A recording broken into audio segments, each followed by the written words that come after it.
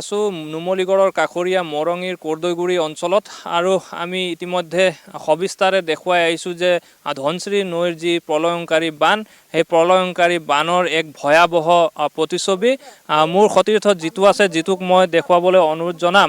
এনেদৰে প্ৰতিটো অঞ্চলে এতিয়া প্ৰতিটো কৃষিভূমিয়ে এতিয়া এনেদৰে জলমগ্ন হৈ পৰিছে।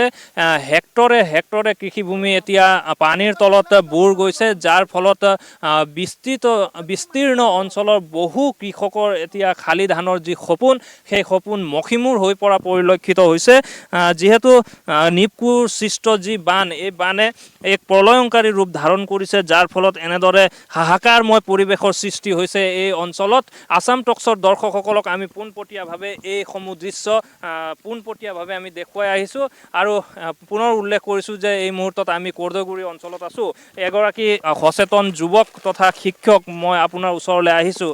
যিহেতু এই অঞ্চলত জলমগ্ন হৈ পৰিছে নিপকু সৃষ্ট বানৰ কাৰণে, কিমান লোক ক্ষতিগ্ৰস্ত হৈছে, কিমান কৃষিভূমি ক্ষয়ক্ষতি হৈছে? যথেষ্ট ক্ষতি হৈছে। আপুনি দেখিছে খুমটাই ৰাজচক্ৰ আৰু মৰঙী ৰাজচক্ৰ দুইটা ৰাজচক্ৰৰ এইটো মধ্যস্থল। ইয়াতে খুমটাই ৰাজচক্ৰৰো কেইবাখনো গাঁও আছে আৰু মৰঙী ৰাজচক্ৰও আছে। হাজাৰ হাজাৰ বিঘা খেতি নষ্ট হৈছে। মানুহ সোমাইছে ঘৰত, তেওঁলোকে কেম্প কৰিছে।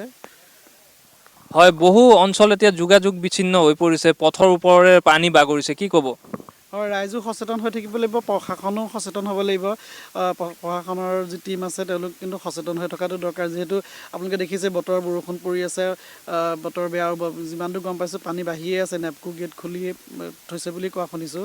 গতিকে প্ৰথম সাৱধান হ'ব লাগিব আৰু ব্যৱস্থাটো আগতীয়াকৈ ল'ব লাগিব। হয়, নিশ্চয়কৈ আজিও যিহেতু অপৰিৱৰ্তিত বান পৰিস্থিতি, যাৰ পৰিণতি স্বৰূপে এতিয়াও দিশহাৰা হৈ পৰিছে এইসকল বন্যাৰ্ত জনতা। আচলতে যিহেতু ধনশ্ৰী নৈৰ যি শাওণমহীয়া বলীয়া বান, সেই বলীয়া বানে এতিয়া দিশহাৰা কৰিছে বহু লোকক, হাজাৰ হাজাৰ কৃষক তথা হাজাৰ হাজাৰ বিঘা কৃষিভূমি এনেদৰে পানীত গৈছে, যাৰ ফলত এতিয়া বহু লোকচানৰ সন্মুখীন হৈছে এইসকল কৃষক। এতিয়া এনেদৰে বানে যদি প্ৰতি বছৰেই কৃষকসকলক কুঙা কৰে, ইয়াৰ কোনো ধৰণৰ ক্ষতিপূৰণৰ ব্যৱস্থা হ'বনে? পুনৰ আগৰ অৱস্থালৈ এই কৃষকসকলক উলিয়াই অনাৰ কিবা চৰকাৰী ব্যৱস্থা গ্ৰহণ কৰা হ'বনে? এইসমূহ এতিয়া প্ৰতিগৰাকী দুৰ্ভগীয়া ব্যক্তিৰ বাবে একোটা বৃহৎ প্ৰশ্ন।